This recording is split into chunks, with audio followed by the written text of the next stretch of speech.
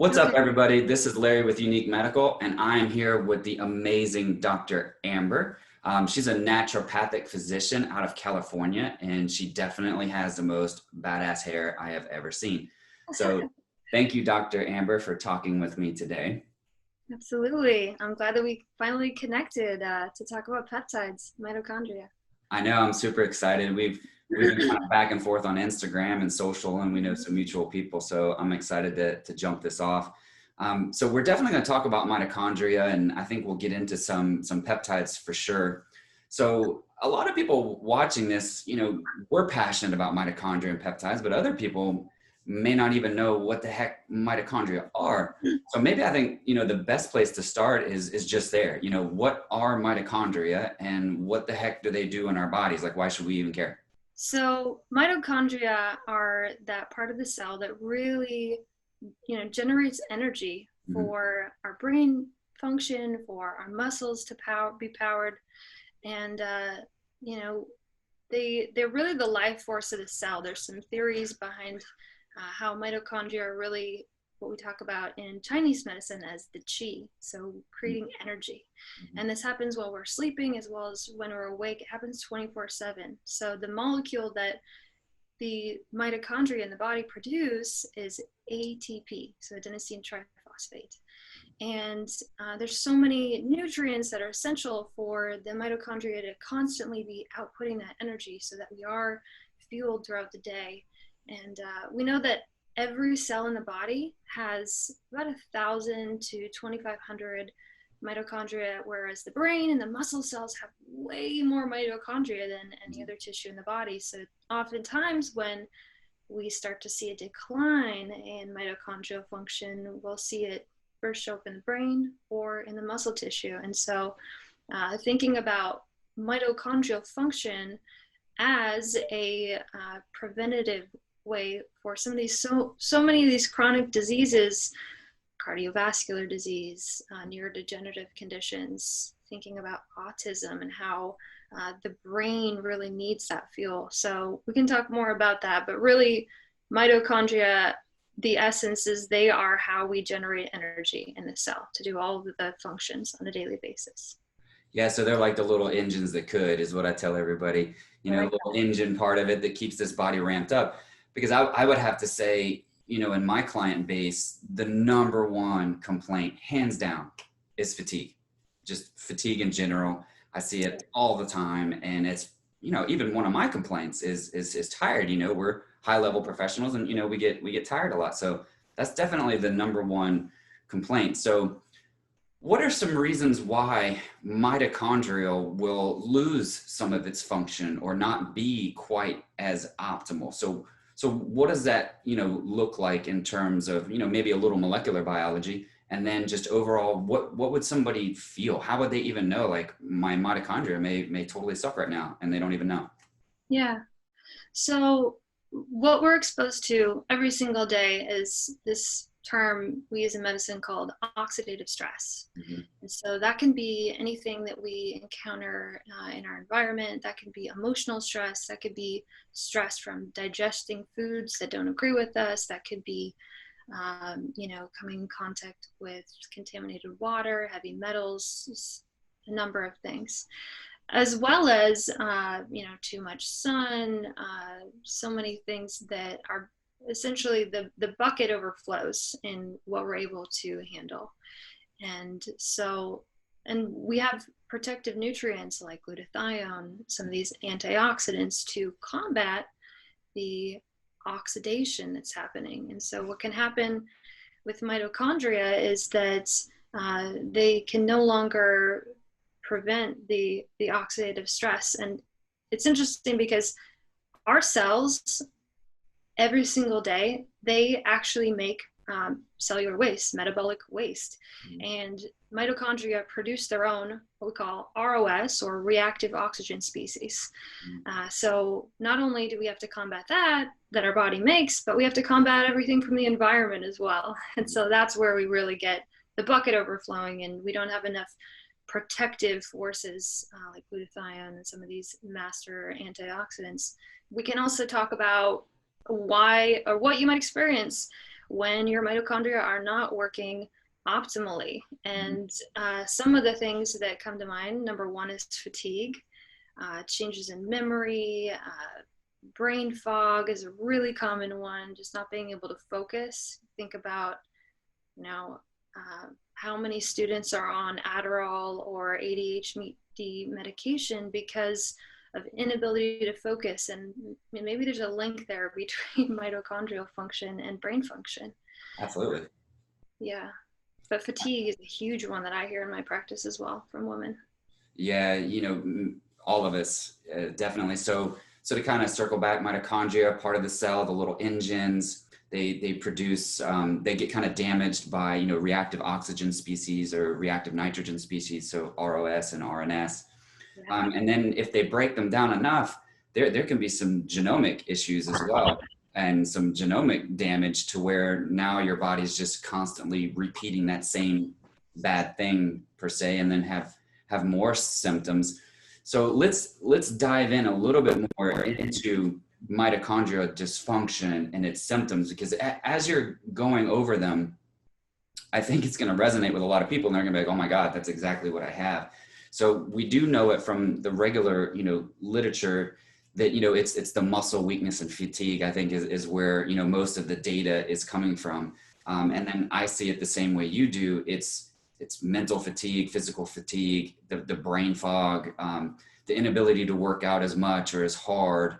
And then obviously it's just cascading into poor sleeping patterns and all of that. So what are you seeing? Like, what makes you decide to kind of go down the mitochondrial pathway rabbit hole? Are you doing any kind of testing? You know, what are some things that kind of lead you to that, and then work on it? And then we'll start to get into what you use as a naturopath. I'm super interested to know.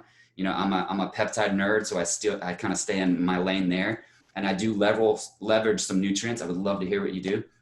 So kind of just walk me through the process of when someone's coming to you and you're trying to work up this mitochondrial type diagnoses. Yes. So my practice is based a lot around working with women and hormones. And there was this huge link that really hasn't been made in the world of endocrinology, and, you know, bringing to light where all of our hormones are made in the mitochondria. So our cortisol is made in the mitochondria, or our progesterone, our estrogen, our testosterone, our hormones are made there. So if we have subpar mitochondrial function, it's a likely result that we're going to have endocrine or hormone disruption as well, which I see a lot in women. And, you know, a lot of times we give bioidenticals and we provide the hormone exogenously, but then we kind of forget to support the cell's work in doing better at what it knows how to do, which is make those hormones in the mitochondria. So identifying how supporting mitochondria can play a huge role in hormone regulation as well as we age. So some of the other symptoms that I see, along with fatigue, muscle weakness, just lethargic, no desire to work out, endocrine changes, so hormone changes. We know that the mitochondria play a huge role in thyroid function as well, making thyroid hormone, as well as chronic pain and fibromyalgia. There's a lot of literature about how chronic pain can, you know, be as a result of really subpar mitochondrial function. And you think about fibromyalgia happening in all over the body, but really the muscle tissue and how much mitochondria are there. And the nerve tissue has a lot of mitochondria as well. Autism, you know, there's a link there as well with autism and poor mitochondrial function, but really we see it in the brain, I think, for the most part. Alzheimer's, Parkinson's, some of these neurocognitive decline situations, as well as in the muscles. So thinking about MS and ALS and some of these chronic degenerative conditions, definitely a mitochondrial component there too. Yeah, and you know, for those that don't know, that's where a ton of research is going, of all chronic disease and all disease in general. But what I love that you talked about there was the mitochondria's effect on hormones. So I think that's an awesome thing to bring up, because we're really quick. I'm a hormone guy, right? I'm a hormone guy. we're really quick to put people on the bioidentical stuff, which is super beneficial. But if we have a younger person, let's say our ages, I'll lump myself in a younger category maybe, to where we may be able to catch it soon, or as opposed to later, fix the mitochondria, put a lot of effort into there, and then see kind of what the body will do naturally before we kind of jump into that. Like I don't put a lot of people on hormones until they get, at least 35 or older.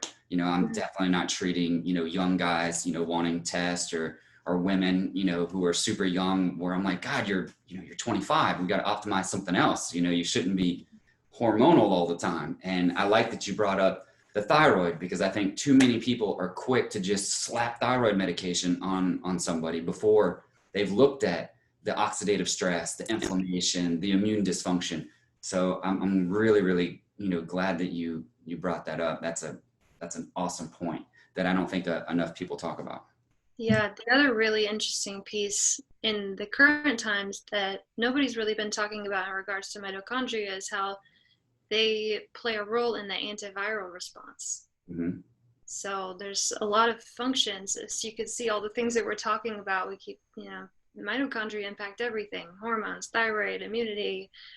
There's crosstalk with the gut microbiome and mitochondria all the time. Mm-hmm. So if we have a compromised gut from lots of antibiotics, there's also an issue there. So really impacts every system of the body. Absolutely. So since we're kind of going down this path, or do you do any specific testing to look at mitochondria dysfunction that people can start to learn about? Yeah, there is a panel by Genova. It's called Organics, and it's a very in-depth look at breakdown products and neurotransmitters. It's essentially an organic acids test, and so that's where you can find really fine-tuning what's happening in the mitochondria from a test like that. Mm-hmm. That is a much more deep look at what's going on. I will typically run a hormone test and find changes on, it's called a Dutch test, that gives you information on cortisol, estrogen, progesterone, testosterone, all the metabolites. And there's not a ton of markers on there specific to mitochondria. There's some B vitamins. Glutathione is a huge one. Yeah. But when I look at that test, that Dutch test, and I find abnormalities in hormones in 25, 30-year-old women with, getting off of birth control or just flatlining in their hormones, and thinking, and they're a lot of fatigue. I'm viewing it through a lens of how can we support their mitochondria, because we're not going to put them on hormones at that point in their life. Yeah, totally agree. And, sometimes I'll do like an oxidative stress, panel through Genova, or some of those other ones, looking at the oxidized LDLs and the F2 isoprostanes and, some of the other ones that give you some data. But I think sometimes we get a little carried away with these really expensive tests when we could just be like, all right, I've got somebody who's fatigued. I did regular panels and things look a little off. We can assume, based off a lot of literature and symptoms, that, okay, we have an oxidative, thing going on. We have some mitochondrial things going on, and we need to fix it. So that's a good segue into, as a naturopath, what are some of your favorite tools to start ramping up the mitochondria or tuning them up? Yeah, so we can definitely dive into peptides, but there's a lot of other things that we can use in the way of nutrition and supplementation, adding in specific nutrients. The one that most people have probably heard of is CoQ10. That's the nutrient antioxidant that's depleted by statin drugs. And we usually will give that with statins to prevent decline. But CoQ10 really helps the mitochondria. It protects the mitochondria from oxidative damage, oxidative stress. What else? L-carnitine is one of those amazing molecules that comes from meat in our foods. But it's also really important to shuttle the fatty acids in all of our fat tissue into the mitochondria to be burned for energy. So when I have women who are coming in with chronic weight loss resistance, probably thyroid issues, hormone imbalances, I'm thinking about mitochondria because, there's a lot of places where the mitochondria processing oxygen and oxidative phosphorylation and, where if we don't have optimal mitochondrial function, it's going to be difficult to burn fat mass in a sense. So we can add in L-carnitine. Sometimes we'll give injections of B12 and L-carnitine, but you can also get it in foods. You can get it in other supplements as well. So another nutrient we love to use is alpha lipoic acid, and also we talked about acetyl L-carnitine. So both of those will help to increase mitochondrial function.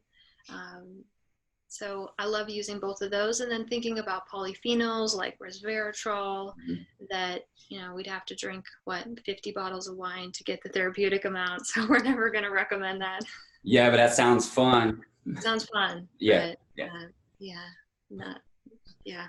So resveratrol is a phenomenal one. And then do you use glutathione much in your practice? I love using glutathione. If I'm gonna, I use, SAG a lot, and we're about to, re-ramp kind of the IV component. What we'll start doing at IV, we used to do it intramuscularly, but it hurts and you can cause some, issues kind of there. So just getting back into it in the actual clinic for IVs and stuff. But yeah, I do love it, and we do use N-acetylcysteine and we do use S-acetylglutathione, orally. Great. And I love, I think that so many people can. You're good. Yeah, so many people can benefit from glutathione. Many of my women, we actually test their glutathione levels on a Dutch test, and so many of them are low, and that helps detox estrogen, which protects them against estrogen-related cancers. Glutathione is the save-the-day molecule in preventing DNA damage. And what CoQ10 do you like? I'm kind of an advocate, not to pimp a particular product, but I really like MitoQ because the research that they have and that it actually, gets into the mitochondria, and they're backed by a lot of money to, kind of prove and create that tech in order for that to happen. Do you use that one in particular, or do you just use regular? I'm familiar with that one. Yeah, there are some, there's some liposomal forms. I mean, liposomal glutathione. I think there's a liposomal CoQ10 now. Okay. It's definitely a little bit more expensive. It comes in a smaller bottle from Quicksilver actually has a liposomal CoQ10. Mm-hmm. All right. So I think we've kind of covered the basic stuff, and, we got the nutrients in there. Most people are going to really want to hear about the peptide part. Yes. So, tell me some of whether you want to go if you want to talk about, NAD, as a precursor to a lot of things, if you want to go there with this, or, if you want to just jump into some of your top mitochondrial peptides, we could go there as well. So I'll let you, where you want to go with it. Okay. Well, let's talk about MOTS just a little bit. That's a good mitochondrial peptide. And it's something that we actually have innate in the body, which is why I love peptide therapy, because it fits into this umbrella of natural medicine in helping the body to make more of what it knows how to make, but maybe forgot or was confused. Somehow quit making MOTS. So MOTS is fascinating because we find it in Japanese people who are like centurions who have lived very old age, and they have it naturally. So there's a biological link between MOTS and lifespan. And so essentially the way that MOTS works is it improves cellular signaling. It can help mitochondrial function. It kind of upregulates the function. It helps respond to some of the stress, so the oxidative stress that can happen in mitochondria as well.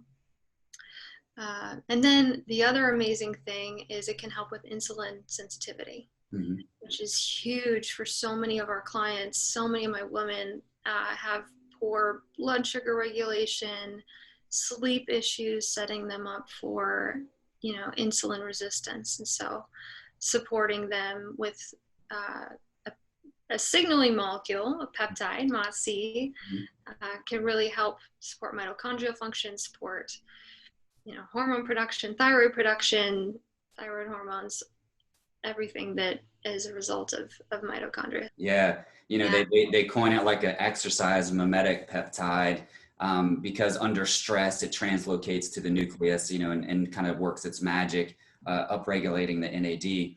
And then there's the polyamine flux that's kind of an interesting characteristic of MOTS-c in particular. So like you, I use it in a lot of people. I like it for weight. I like it for energy production. I seen it work ridiculously well in insulin resistance. So if insulin resistance comes down, energy goes up, they feel like exercising more. The muscle is the target organ for this particular peptide. So I tell them, if you get out there and you move your muscles, you're just going to get more production of the NAD and all the good things out of it. So when we leverage that in the clinic with all the good stuff, other stuff, it's a fantastic peptide. And I've seen some dramatic changes in some relatively sick people and some healthy people. What's your experience with it? Yeah, I've used it in several patients for fat loss. I have seen improved energy as well. I have a client who does a lot of international travel, and they notice substantial boosts in energy and ability to burn fat.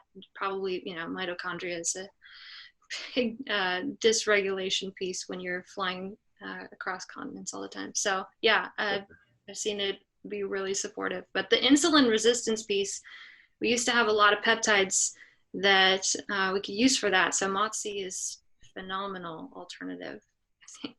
It's really good. And a caveat for people is the interesting thing about MOTS-c is it can cause anxiety in some people. So I've noticed that I've had to titrate it low and work its way up. And I learned that from myself. I gave myself a big dose of it one time, and I couldn't sleep, and I was coming out of my skin with anxiety. And then, unfortunately, that has happened to a couple of my clients as well. So just a caveat with MOTS-c is anxiety can be real with that one. And then 5-amino. I think it just upregulates the cellular function so much for some people that it can cause anxiety if you're sensitive. Like I'm a wound tight, ADHD kind of go, almost borderline anxious anyway. Yeah. So if you have that personality type and that kind of energy production naturally, and you bump that up with the MOTS, I've seen it cause anxiety. Any of the mitochondrial type peptides, even using just NAD or 5-amino, which maybe we'll talk about, also anxiety. So that would be the only caveat. Otherwise, I haven't, with any of them, I haven't seen any downside at all. It's very safe. Yeah, likewise. I haven't seen any side effects, downsides of them, but I have seen the NAD anxiety. Absolutely. Yeah. So kind of, I think along the same pathway, line there. So in talking about NAD, how do you like to upregulate NAD? Do you like to just give NAD, or do you like to use a cofactor, or like a nicotinamide riboside, or an NMN product? Yeah, so I prefer the actual molecule. I've experimented with NR and NMN, and there actually is a oral form of NMN that is available through TaylorMade that's pretty good. But I've seen better results in just a sub-Q injection of NAD or an IV drip, which, there's side effects with that. So some of the GI disturbance, kind of the flipping stomach feeling is usually not very fun. But the patches, I don't know if you've used the NAD patches with your patients. Yeah, that's a phenomenal way to get it as well. Thinking about anytime we take a capsule, we're never going to absorb 100% of it. So for NMN or NR, whenever we inject something or transdermal absorption through a patch, you're going to get a lot better benefits. You're going to absorb so much more of it. So I think that I'm going so much more of that direction with my patients, acknowledging that there's probably some compromised gut absorption in most people. How about you? What are you finding? I use a combo. So I'll use the NMN from TaylorMade, and I'll use the patches as well if I think somebody's super depleted and deficient. So let's say you have like a chronic viral patient. So they've had Epstein-Barr forever, and it may be, reactivated. So like an early antigen, super tired, coming in all times, and I've tweaked all the hormones. I kind of load them up. So I'll give them a decent amount of NMN. I'll give them the patch.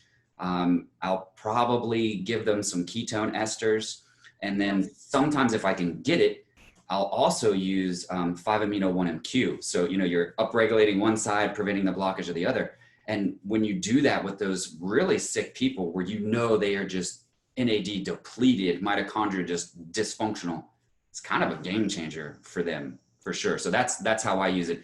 The sub-Q, or the IV, I've had so many people just not enjoy the potential side effects of it that I just went to the patch. And I feel like I can get just as much bang without necessarily doing the IVs. And when people have bad reactions to it, we know that there's a sense cell burden there, right? So then that takes you down a whole nother rabbit hole that you got to address. So I like the patch, and I like NMN, and then I like 5-amino-1-MQ, obviously. Yeah. Have you used 5-amino-1-MQ? Oh yeah. Yeah. I've noticed changes in using that for myself, actually. Yeah, it's awesome. So if you want, we can talk about the 5-amino-1-MQ. So just at, full disclosure for most people, this is a particular compound that is really hard to get, and it's really rare. So I don't want people to get super excited about it and then not be able to get it. It's just difficult to get.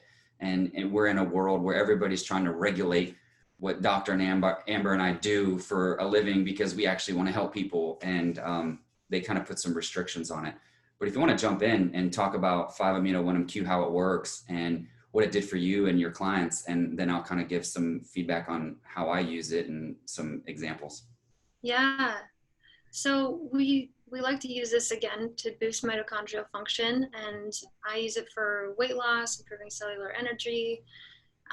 But essentially it inhibits NNMT. So it's just an enzyme in cell. And by doing that, we activate the NAD salvage pathway. So we keep more NAD around. So instead of giving NR or giving NAD in an injection or a patch, we can actually help the body to save it from being destroyed, essentially.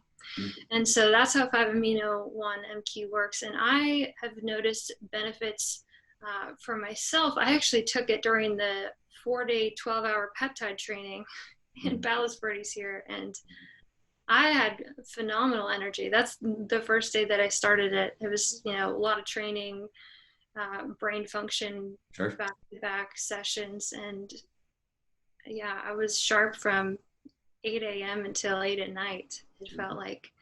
So, and I've noticed in a lot of patients too that they've, a lot of my fatigue, chronic fatigue, fibromyalgia patients. So yeah, also fat loss.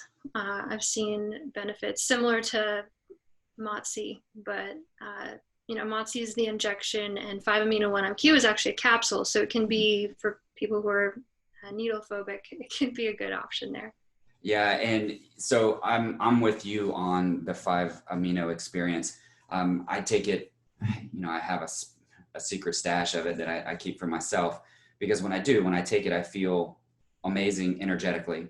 So, you can feel that it's upregulating that NAD or preventing it from breaking down. So I notice it mentally, I notice it physically. And for those who like to work out, it's a game changer for performance enhancing. I mean, you can just go. Your lactic acid threshold is just different. You can just lift, harder, exercise more. So of course, if a client can do that, they're going to obviously lose weight, so not just from popping a pill and sitting around all day, but because they have the energy to do stuff. And then when they do stuff, they're getting the benefits of the full peptide. And you can dose it dependently on size, weight, and efficacy, from 1 to 3 capsules per day. And I use it in my sick ones, and I use it in my performance enhancing ones. I would say that my clients, they're like Tic Tacs. I mean, as soon as they can get their hands on those things, it is a big win. But once again, they're hard to get. Yep. It's been my experience as well. Yeah. What about, do you want to talk about SS31? I mean, that's a newer kind of, sexy peptide in terms of, mitochondria. Sure. Yeah. So this one I haven't actually gotten to try myself, because it literally came out, and then Mm-hmm. it was taken off, well, some compounding pharmacies. But Mm-hmm. so essentially SS31, it's a tetrapeptide. It's in the inner mitochondrial membrane, and some of the benefits that we've noticed with this one is that it can help with things like glaucoma, Mm-hmm. uh, congestive heart failure. It can really improve, the heart is a muscle, it has a lot of mitochondria, so it can really help with heart issues, as well as building muscle. It can help,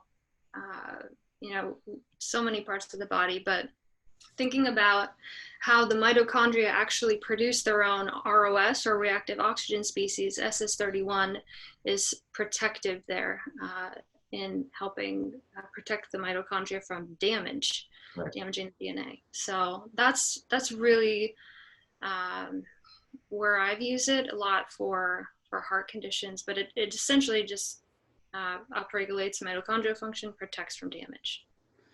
Right. And, same with me. Hard to get, kind of a luxury peptide. It's mostly, used in clinical research and a lot of the heart failure type studies, and looking at the mitochondria and its work there to eliminate the reactive oxygen species, like you said, in DNA damage. So I don't have a lot of experience with it. I would say I am an N=1 study. So I've used it on myself. I haven't given it to any clients yet. Once again, I don't like to offer something or provide a therapy that I just can't sustain or won't last. And let me tell you, the expensiveness of that peptide is insane. And then to even try to dose it like the clinical studies show, I mean, you can't overdose yourself, but most people can't even afford enough of it to even get at a therapeutic dose. So I've microdosed it. What's that?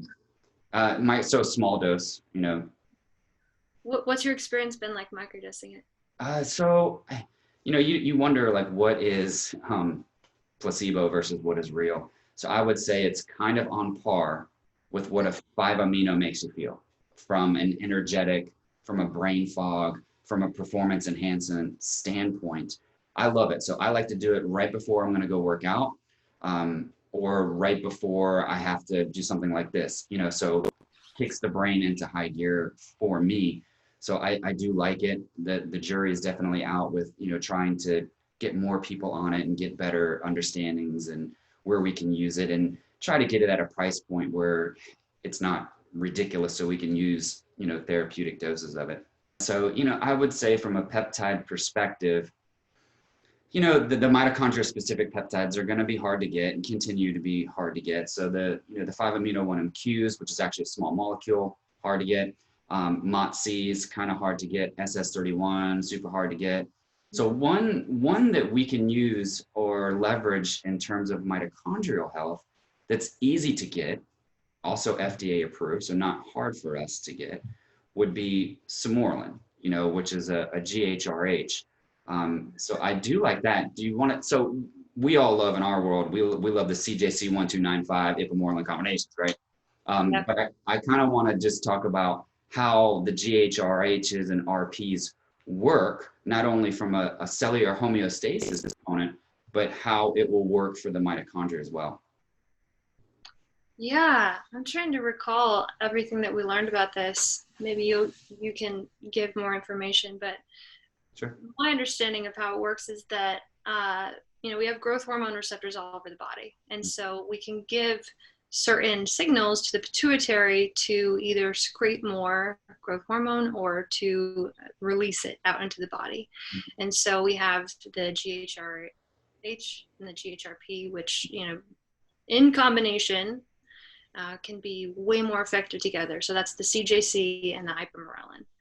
And what I've noticed in clients using those, I actually haven't used Sermorelin a lot, because I've had access to the CJC ipamorelin. That might change with accessibility of peptides and combining the Sermorelin with glycine for a similar effect.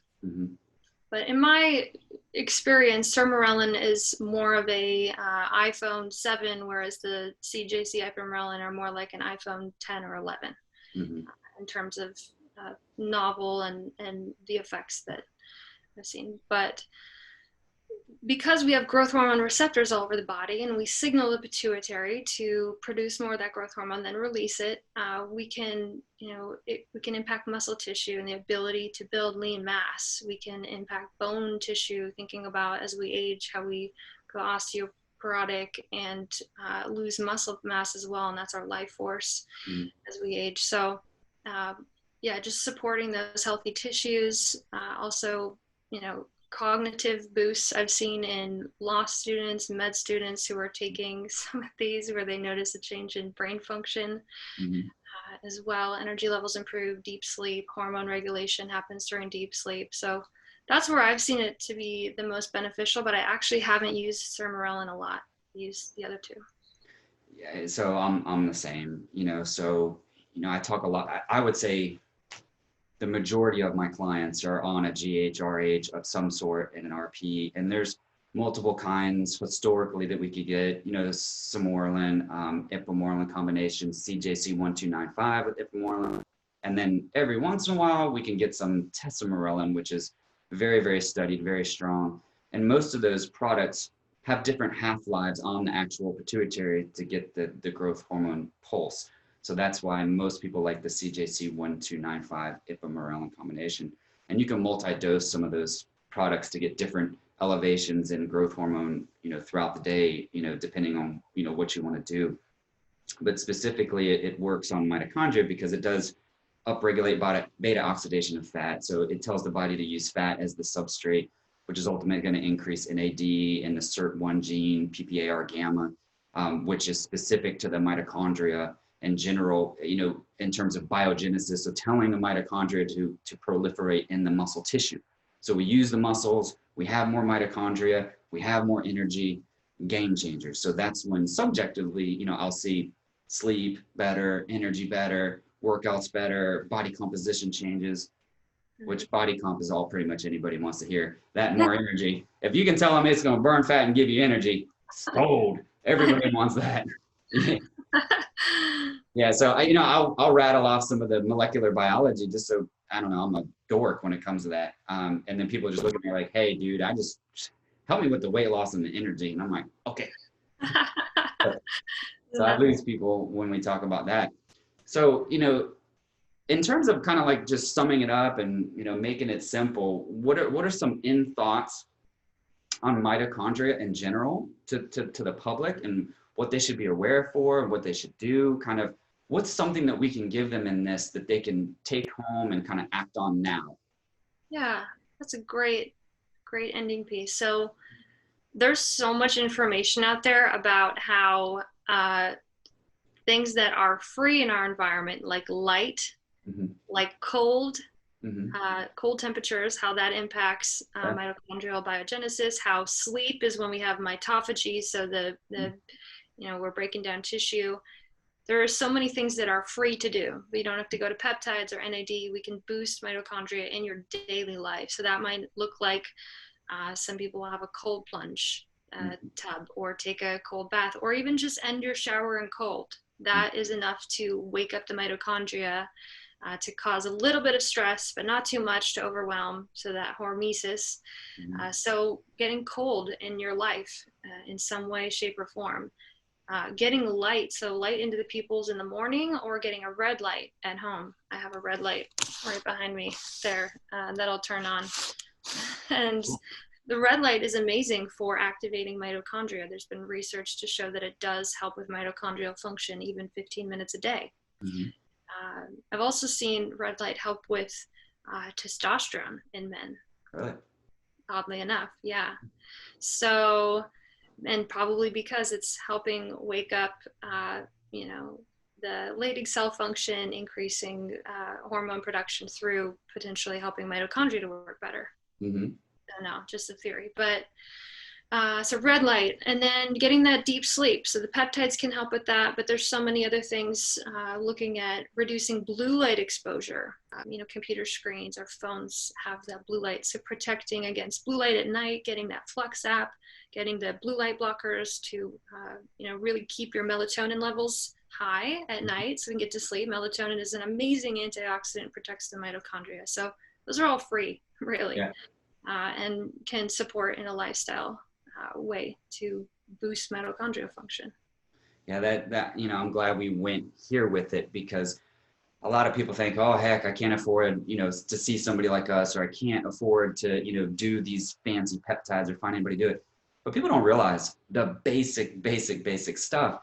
I've been preaching cold showers for years, mostly because of, everything Wim Hof. So if anybody wants to Google somebody about the Wim Hof methods of cold, and some of the studies that he's actually been involved in, some of his breathing techniques are extremely effective.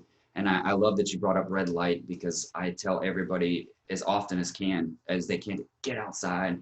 And then the number one thing that you can do to boost mitochondrial function is freaking exercise. Mm-hmm. Yes. Exercise every day, and yes. But I don't understand why people don't leverage just plain old exercise, just way more. Use that primarily, it's interesting. Yes, that's a huge one. Yeah. And then the deep sleep to recover from that. So, important. But exercise is phenomenal and a way to build new mitochondria. Absolutely. We would be totally out of business if everybody ate well, exercised daily, outside particularly, slept, and took some cold showers. They wouldn't need us. They wouldn't need us. That's right. Okay, so this has been really fun. I'm glad we got to talk about mitochondria and kind of what it is, how it works, why we need it, what happens when we don't have it, and then ultimately some awesome peptides. And then the key takeaways, if you're watching this or someone's watching this, the back part of this conversation is the most actionable, easy thing to do to start today and get going. But if people want to dive into your world, and work with you, whatever clients you like to attract, where can they find you? How can they find you? Yeah, so probably the easiest place, and a lot of people find me, is on Instagram, which is Dr. DOCTOR Amber ND. And then my website, they can also go there, book an appointment. I have information on peptides. It's going to be www.drambernd.com. And then I have a couple YouTube videos. This one will be hopefully up on YouTube. And, lots of people leave comments about their experiences with peptides. So, go there to learn more. Okay. So you kind of bleeped out for a second. Will you just tell me the Facebook page again so that people can hear? Yeah, sure. So there's also a Facebook page where you can learn more about peptides, called Peptide RX. Recruit Your Health, and they can search that on Facebook. Join the group. It's a growing group. People will post their experiences. There's lots of information, free PDFs about peptides there, so that's a great resource as well. That's awesome that you do that and you put that content out for everybody to read. So I really appreciate you doing this. It was a lot of fun. I think there's some really good information in here for people to tease out, and if they want to work with you, I highly recommend it. Dr. Amber is awesome, and she's in the game-changing space. And she, especially if you're female and you're looking for that kind of work, and she's holistic, so she's going to look at everything well-rounded. So get out there and get optimized, everybody, and thank you for watching this.